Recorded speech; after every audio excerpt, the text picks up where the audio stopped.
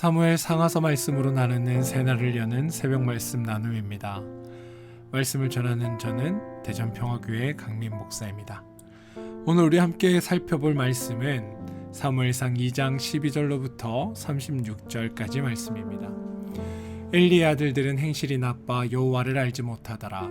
그 제사장들이 백성에게 행하는 관습이 이러하니 곧 어떤 사람이 제사를 드리고 그 고기를 삶을 때에 제사장의 사환이 손에서 3살 갈고리를 가지고 와서 그것으로 냄비에다 솥이나 큰 솥이나 가마에 찔러 넣어 갈고리에 걸려 나오는 것은 제사장이 자기 것으로 가지되 실로에서 그곳에 온 모든 이스라엘 사람에게 이같이 할 뿐 아니라 기름을 태우기 전에도 제사장의 사환이 와서 제사 드리는 사람에게 이르기를 제사장에게 구워드릴 고기를 내라. 그가 내게 삶은 고기를 원하지 아니하고 날 것을 원한다 하다가 그 사람이 이르기를 반드시 먼저 기름을 태운 후에 내 마음에 원하는 대로 가지라 하면 그가 말하기를 아니라 지금 내게 내라. 그렇지 아니하면 내가 억지로 빼앗으리라 하였으니 이 소년들의 죄가 여호와 앞에 심히 크면 그들이 여호와의 제사를 멸시함이었더라. 사무엘은 어렸을 때 세마포 에봇을 입고 여호와 앞에서 섬겼더라.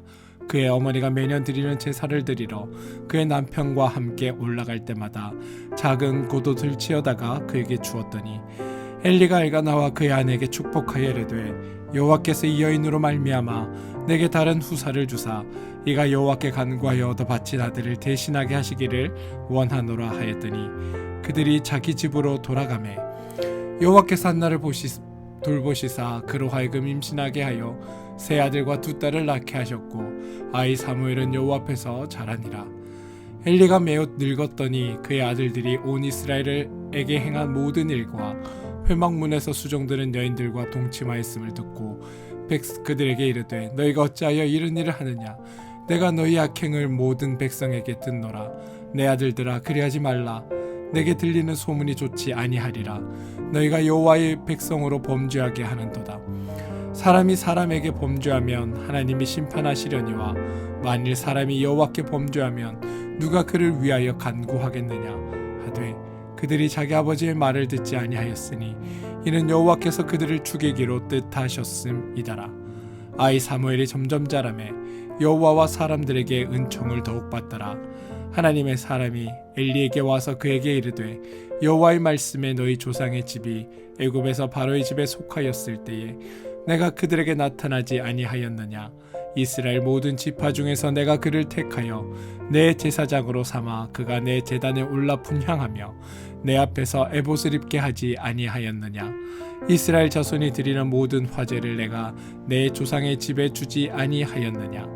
너희는 어찌하여 내가 내 처소에서 명령한 내 제물과 예물을 밟으며 내 아들들을 나보다 더 중히 여겨 내 백성 이스라엘이 드리는 가장 좋은 것으로 너희들을 살찌게 하느냐. 그러므로 이스라엘의 하나님 나 여호와가 말하노라. 내가 전에 내 집과 내 조상의 집이 내 앞에서 영원히 행하리라 하였으나 이제 나 여호와가 말하노니 결단코 그렇게 하지 아니하리라. 나를 존중히 여기는 자를 내가 존중히 여기고 나를 멸시하는 자를 내가 경멸하리라. 보라, 내가 내 팔과 내 조상의 집 팔을 끊어 내 집에 노인이 하나도 없게 하는 날이 이를지라. 이스라엘에게 모든 복을 내리는 중에 너는 내 처소의 환난을 볼 것이요 내 집에 영원토록 노인이 없을 것이며 내 제단에서 내가 끊어버리지 아니할 내 사람이 내 눈을 쇠잔하게 하고 내 마음을 슬프게 할 것이요 내 집에서 출산되는 모든 자가 젊어서 죽으리라. 내 2 아들 홈니와 비느하스가 한날에 죽으리니 그 둘이 당할 그 일이 내게 표징이 되리라. 내가 나를 위하여 충실한 제사장을 일으키리니 그 사람은 내 마음 내 뜻대로 행할 것이라. 내가 그를 위하여 견고한 집을 세우리니 그가 나의 기름 부음 받은 자 앞에서 영구히 행하리라. 그러므로 내 집에 남은 사람이 각기 와서 은 1 조각과 떡 1 덩이를 위하여 그에게 엎드려 이르되 청하노니 내게 제사장의 직분 하나를 맡겨 내게 떡 조각을 먹게 하소서 하리라 하셨다 하니라. 사무엘상 2장 12절로부터 36절까지 말씀입니다. 어제 말씀에 이어 오늘도 같은 본문의 말씀으로 이야기를 좀 나누겠습니다. 사무엘상 2장에는 엘리라는 제사장과 그의 2 아들 홈니와 비느하스가 등장합니다. 성경은 이 2 아들을 가리켜 벨리알의 아들들, 즉 불량자들이라고 부릅니다. 제사장의 아들이 불량자라는 것은 충격적인 일입니다. 하나님을 섬기는 제사장의 집안에서 자란 아이들이 불량자가 되었기 때문입니다. 홈리와 비느하스가 불량자가 된 이유는 두 가지입니다. 첫째는 우리가 어제 살펴본 것처럼 하나님의 제사를 멸시했기 때문입니다. 제사장이면서도 제사를 우습게 여기고 자기의 배를 채우는 수단으로 사용했습니다. 그리고 제사를 드리러 온 사람들의 마음의 평안과 그들의 그 기쁨을 주어야 할 제사장들이 오히려 제사를 망침으로 인해 그들에게 더 큰 불안과 하나님에 대한 어려움과 불신을 초래하게 했다는 것. 이게 그들이 불량자로 불리게 된 이유입니다. 그리고 오늘 두 번째로 이들이 불량자로 불리게 된 이유가 등장하는데요. 22절에 기록된 바와 같이 이들은 성전에서 수종드는 여인들과 부적절한 관계를 가졌다라는 겁니다. 여러분, 이건 단순히 어떤 성적인 타락을 이야기하는 것이 아닙니다. 이것이 말하고자 하는 의미는 당시 이방 종교의 관습을 여호와의 성전에 끌어들인 사건이다라는 겁니다. 이게 본질입니다. 이방 종교와 참된 하나님 종교 사이에는 근본적인 차이가 존재합니다. 이방 종교에서는 인간이 신을 위해 무언가를 바쳐야 한다라고 믿었습니다. 우리가 희생을 해야 하고 우리가 행하는 헛된 종교 행위들이 있었습니다. 그래서 신전에서는 언제나 매우 많은 여자가 있었고 남녀간의 행위를 통해 새로운 생명이 태어난다라는 엉뚱한 이론들이 강조되고 있었습니다. 하지만 참된 하나님의 종교는 그와는 정반대입니다. 기독교에서는 하나님이 우리를 위해 주시는 분입니다. 우리를 위해 일하시는 분입니다. 언제나 하나님이 일하시고 하나님이 수고하시고 하나님이 애쓰십니다. 하나님 안에서 우리는 하나님을 위해 할 일이 없습니다. 도리어 하나님이 은혜를 우리에게 주시는 겁니다. 홈리와 비느하스는 여호와의 전에서 종교라는 명분으로 제사의 방식으로 이방 신들을 향해 하던 짓거리들을 하나님을 향해 드리는 제사 가운데 행했다라는 겁니다. 그래서 성경은 그들을 벨리알의 아들들, 불량자라고 부르는 겁니다. 그런데 여기서 한 가지 더 충격적으로 우리가 살펴볼 내용이 있습니다. 성경은 홈리와 비느하스만을 불량자라고 하지 않았다라는 겁니다. 무슨 말이냐? 그 시대를 사는 사실 모든 사람이 불량자였다라고 이야기하고 있다는 겁니다. 엘리도, 홈리도, 비느하스도, 심지어 어린 사무엘마저도 불량자다라는 겁니다. 뿐만 아니라 그 시대 이스라엘 모든 백성들이 하나님 앞에 불량자였다라는 게 성경의 선언이라는 겁니다. 그리고 이게 당시 사사시대의 현실이었습니다. 사사기 끝부분을 보시면 여러분, 그때에 이스라엘 왕이 없으므로 사람이 각기 자기의 소견에 옳은 대로 행하였더라라고 기록되어 있습니다. 모든 사람이 하나님을 알지 못했고 하나님의 뜻과는 정반대로 살았다라는 고백입니다. 그 시대에 대안은 아무도 없었습니다. 진실되게 하나님을 믿는 사람도 없었고 또한 누군가를 믿을 사람도 없었습니다. 그래서 그 시대는 소망이 없었던 시대였고 새 사람이 될 만한 비전을 가진 사람도 한 명도 존재하지 않는 처참한 이스라엘의 현실이 바로 이들 시대였다라는 겁니다. 우리가 말씀을 읽으며 착각하는 것이 있습니다. 뭐냐? 사무엘이 처음부터 특별히 선했고 그가 특별히 의로운 아이였기 때문에 하나님은 그를 선택하셨다라고 생각한다는 겁니다. 한나의 기도로 말미암아 태어난 아이니 무언가 하나님으로부터 선택받을 만한 놀랍고 신비하고 특별한 일들이 사무엘에게는 있었다라고 여긴다라는 겁니다. 그래서 사무엘은 착했고 그와 비견되는 홈리와 비느하스는 매우 악하고 나빴다라고 생각합니다. 그런데 이는 성경의 가르침하고는 조금 다릅니다.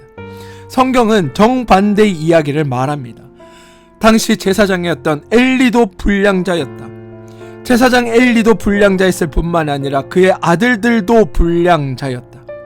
그리고 그의 아들들과 어울려 함께 사는 사무엘도 불량자였고, 사무엘뿐만이 아니라 모든 이스라엘 백성들이 하나님 보시기에 다 불량자였다라는 겁니다.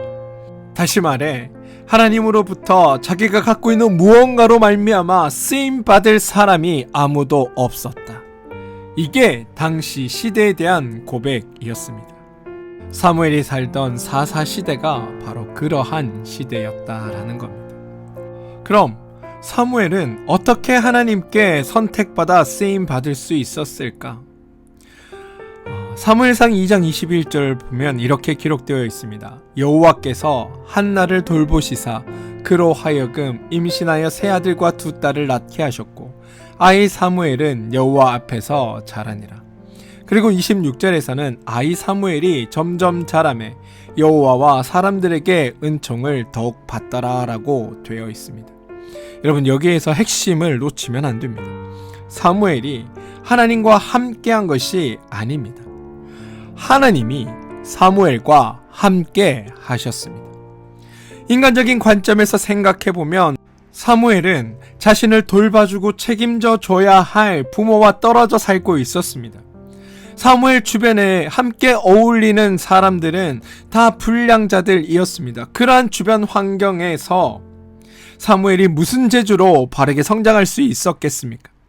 사무엘이 바르게 성장할 수 있었던 것은 사무엘이 비범한 것이 아니라 하나님이 그 시대의 암담함을 보시고 하나님이 그 시대를 안타까워하시고 그 시대를 살아가는 이스라엘 백성들에 대해 긍휼한 마음을 가지시고 그래서 하나님이 사무엘을 붙잡아 주셨기 때문이라는 겁니다. 성경은 그 이야기를 우리에게 들려주고 싶어 하는 겁니다. 사무엘이 뛰어나서 하나님께 쓰임받은 것이 아니라 하나님이 당시 이스라엘 백성들을 불쌍히 여기셨고 그래서 사무엘을 통해 하나님의 놀라운 일들을 그곳 가운데 일으키시려고 하셨다. 그래서 하나님이 사무엘을 붙잡으셨다. 본문에는 사무엘이 은총받을 만한 행동을 했다라는 기록이 등장하지 않습니다. 사무엘은 심성이 고왔고 품행이 반듯하여 홈리와 비느하스와는 차원이 달랐다라는 그런 고백이 어디에도 나오지 않습니다.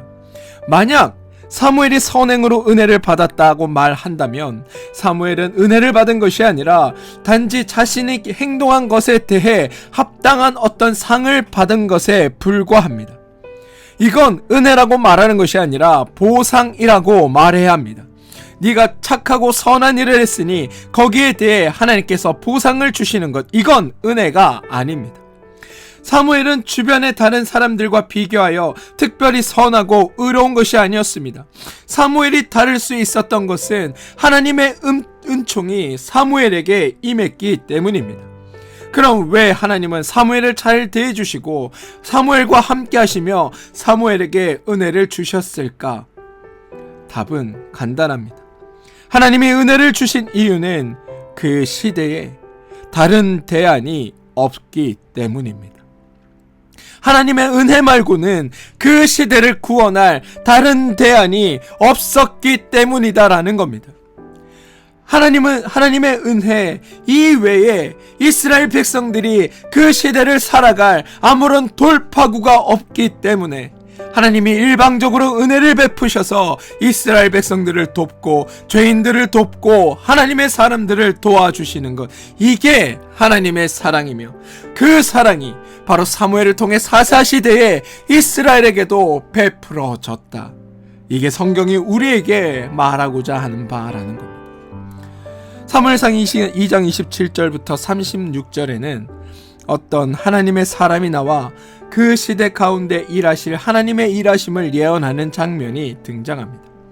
특별히 35절에는 이렇게 기록됩니다. 내가 나를 위하여 충실한 제사장을 일으키리니 그 사람은 내 마음 내 뜻대로 할 것이라. 내가 그를 위하여 견고한 집을 세우리니 그가 나의 기름 부음을 받은 자 앞에서 영구히 행하리라.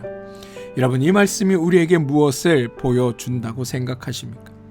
특별히 충실한 사람이 있다고 한 것을 말하고자 하는 게 아닙니다. 자격이 있는 사람은 아무도 없지만 하나님이 세우시겠다라는 게 바로 이 말씀의 의미입니다. 하나님께서 충실한 제사장을 세우시고 그 사람으로 하여금 하나님의 마음과 뜻대로 행하도록 만들어내시겠다는 하나님의 선언이 바로 이 말씀 속에 담겨있는 본 뜻이라는 겁니다. 그리고 여러분, 이게 복음의 핵심입니다. 간혹 국가의 위기를 맞이할 때 우리는 이렇게 기도할 때들이 있습니다. 하나님, 이 시대에도 사무엘과 같은 지도자를 주시옵소서. 암흑의 시대에 사무엘과 같은 영적 리더를 주시옵소서. 그런데 여러분, 이건 매우 미련하고 어리석은 기도입니다. 물론 이스라엘이 암담한 시대에 하나님의 은혜를 주셔서 사무엘이 세워졌습니다. 하지만 하나님이 이스라엘의 사무엘을 세우셨던 것처럼 우리 시대에 너무나 암담하고 비전이 없는 이 시대에 하나님이 충실한 제사장을 일으켜 하나님의 마음과 하나님의 뜻대로 행하라고 세우신 하나님의 사람들이 바로 저와 여러분이라는 것을 우리는 기억하며 살아야 합니다. 하나님은 이미 사무엘과 같은 사람으로 이 땅의 성도들을 세우셨다는 겁니다. 여러분이 이미 사무엘과 같은 사람으로 세워진 자들이라는 겁니다. 그걸 잊어버리고 사무엘과 같은 리더를 주십시오라고 기도하는 건 나이가 어떤 존재인지도 모르고 나에게 일하신 하나님이 어떤 분인지도 모르고 하나님의 뜻이 무엇인지도 모른 채 살아가는 어리석은 성도라는 것을 증명하는 것과 다를 바 없다는 것을 여러분 기억하십시오. 그리고 생각하십시오. 하나님이 나와 사무엘과 같은 자로 나를 세우셨으니 나는 이 땅에서, 나는 이 시대에 어떠한 하나님의 백성으로 살아가야 할 것인가. 그런데 여러분, 이렇게 말씀드리니까 내가 매우 큰 짐을 얻고 있구나, 가지고 있구나라고 생각하실 필요는 없습니다. 왜냐하면 사무엘은 은혜를 입은 자라는 것을 기억하셔야 합니다. 하나님은 여러분 사무엘에게, 사무엘아, 너는 이스라엘을 새롭게 하라. 이 나라를 갱신시켜라. 이 나라의 영토를 확장시키고 부국 강병을 위해 너의 한 몸을 희생하라라는 말씀을 하지 않으셨습니다. 또한 사무엘아, 너는 창의력을 발휘하고 리더십을 발휘하고 자질을 발휘하여 탁월한 일을 행하고 이 땅에서 위대한 업적을 이루라라고도 말씀하지 않으셨습니다. 하나님께서 선언하신 건 내가 충실한 제사장을 일으키리니 그 사람은 내 마음 내 뜻대로 행할 것이라 입니다.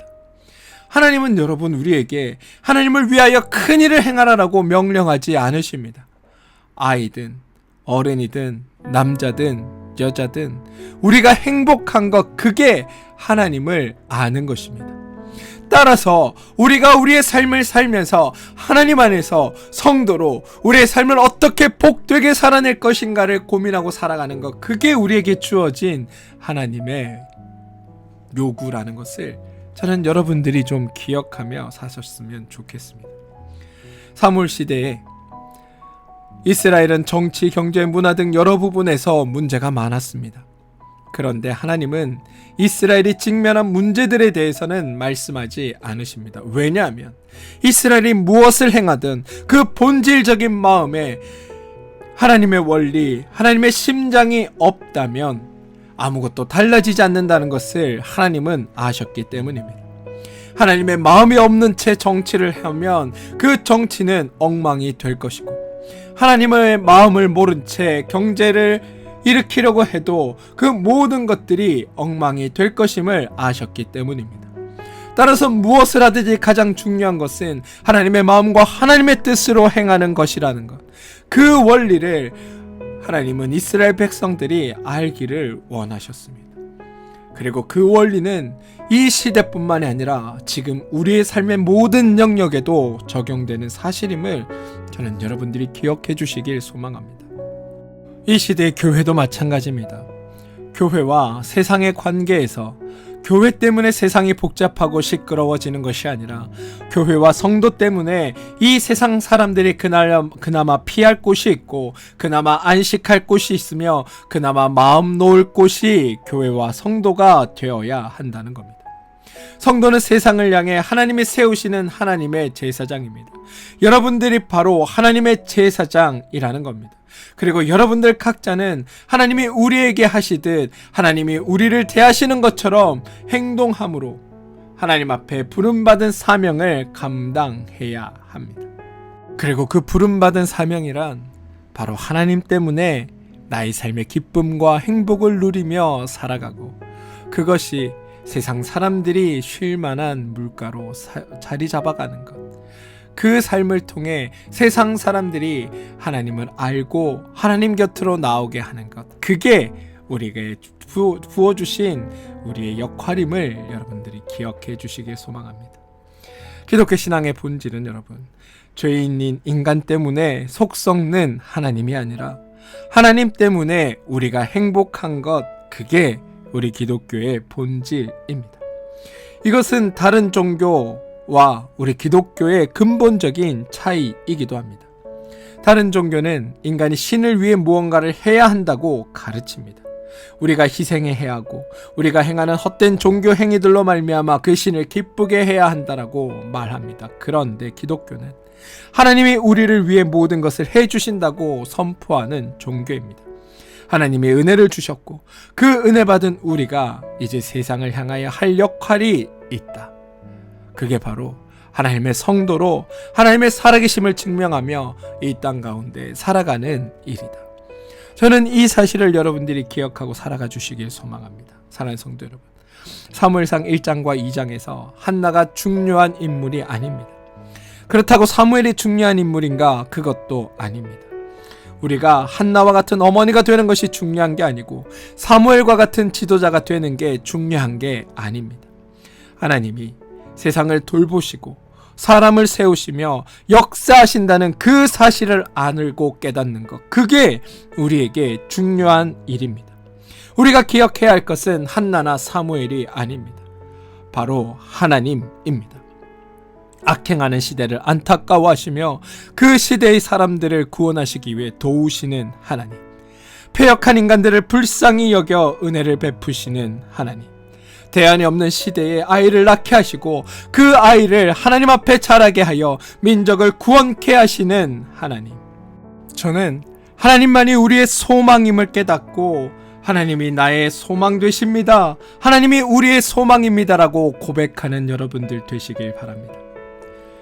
우리를 도우시는 하나님을 의지하는 것, 그것이 우리의 사명입니다.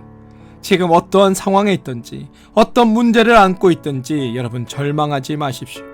사무엘 시대처럼 암울하고 대안이 없어 보는 이 시대에도 하나님은 여전히 역사하고 계시기 때문입니다. 또한 하나님은 우리를 통해 이 세상에 소망을 주시고자 하십니다. 부디 하나님을 알아가시고 하나님으로 말미암아 하나님 안에서 행복을 누리시고, 또한 우리 자녀들에게 그 하나님을 증언하고 알려주어 그 자녀도 하나님의 행복을 누릴 수 있게 도우시고, 세상 사람들에게 하나님의 원리를 적용하여 이 땅 가운데 하나님의 나라를 구현해 나가는 그런 여러분들 되어주시길 주님의 이름으로 축원드립니다. 함께 기도하겠습니다. 주님,